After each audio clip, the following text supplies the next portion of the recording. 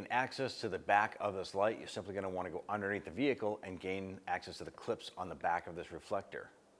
To release this reflector from the bumper, you want to go ahead and pinch these two gray tabs together and then push out, and then the same on the ones beside it. You're going to pinch these and push it out.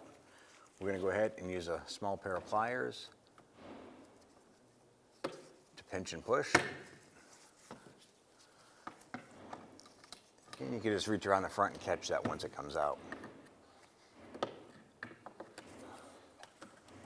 You gotta pull it out, and there you have it. What you want to do is insert these tabs into the holes in the bumper. So you're gonna line this up.